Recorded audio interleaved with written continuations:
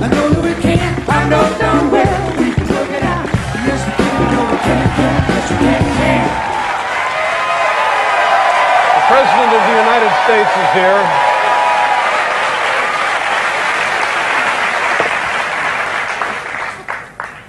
The Oval Office.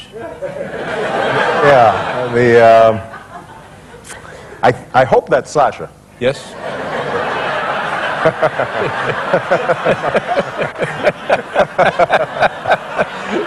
Otherwise, there's been a breach of security that we did not know about. Yeah, I have no idea who that is. This looks like... Oh, how about that? Yeah. This was... Screening room. Screening room, 3D. I'm trying to remember... It was one of the kids' movies. I don't remember... Well, you guys know. What? Up. Up. It was Up. It was Up. Yeah. Thank you. I think that's what it was. Well, how much of the budget went on those 3D glasses? Now this is this picture just screams picnic to me. We're having a wonderful time.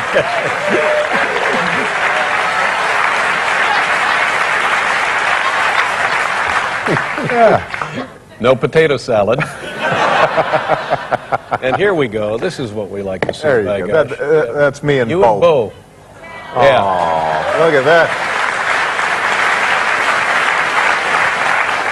I was looking at your itinerary for the day, and the activities and the stops and the visits, and considering your day yesterday, it just makes me dizzy. When you wake up on a day like this, is this something you relish, or is it something you say, oh, for heaven's sakes, I got to go see Letterman? That was unexpected, seeing that appear on the schedule. Yeah. I was...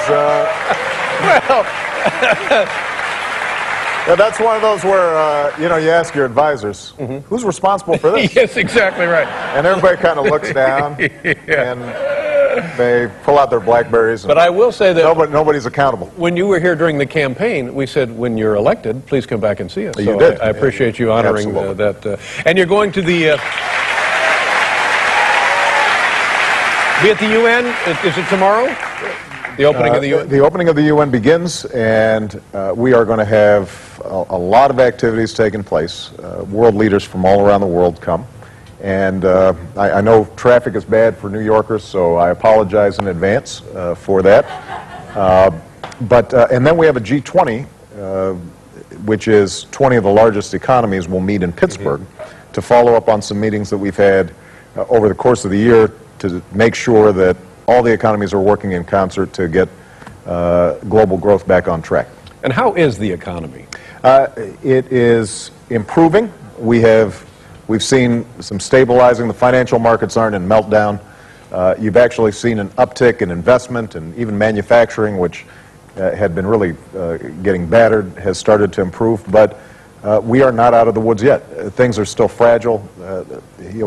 Most economists think that we'll start growing this quarter for the first time, but the problem that we've got, the biggest problem that we have right now, is that employment lags. So even when businesses start to invest, they don't start hiring people back right away, and obviously folks are going through incredible hardship because of that loss of employment. That means that the housing market's still weaker.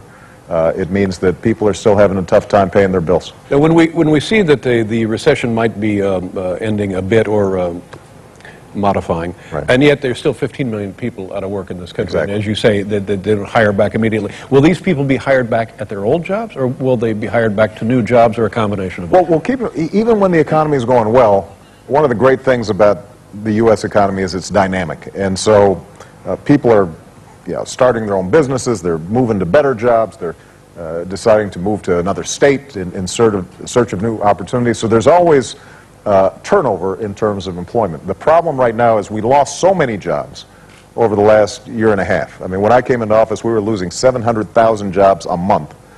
And what ends up happening then is that trying to make up for all those losses over the last year, that's going to take some time. We're going to have to grow at a much faster clip, and the single most important task for my administration and my economic advisors is how do we make sure that we put people back to work. Now, there's some areas like, for example, clean energy, that has huge potential. Every building all across the United States probably can use some retrofitting to make it much more energy efficient. Doing that one thing could put hundreds of thousands of people back to work, and that's why we've emphasized so much things like clean energy. We're guilty of that here. We have this enormous air conditioning system that could be replaced somehow. Yeah. But are you guys cold, by the way? We don't want the produce to go bad. But when you were seeking the office, did you have any idea that somewhere across your desk would be the information that 700,000 jobs a month were disappearing? Not until I'd gotten the job, and then suddenly, Boy. they give you an envelope and say, congratulations. No, I mean, I think that nobody realized up until Lehman Brothers collapsed last year that things could crash as badly as they could have. I won't say nobody realized it. There were some who were farsighted and recognized that the bubble was about to pop. But even before the crisis, I think what we knew was that not enough good-paying jobs were being produced, that the economy was growing at a real fast clip for people at the top 1%, but the other 99%, their wages and incomes were basically flat. And so part of what we have to do is not just recover the economy, but we've also got to put it on a firmer footing where ordinary folks are able to see their incomes improve, that they're able to send their kids to college, that they can make their house payments and their car payments.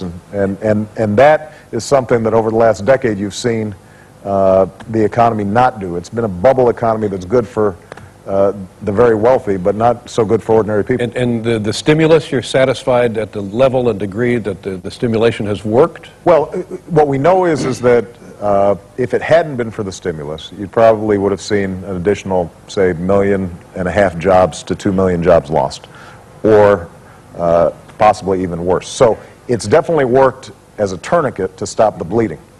Now, the next phase is to make sure that as we're rebuilding roads and bridges and hospitals and schools, as we're rebuilding and setting up a smart grid so that our electricity travels better, setting up broadband lines so that the internet is penetrating more of the country, that all those things that we do now start putting us on the path of long-term sustained growth. And that's going to take some time.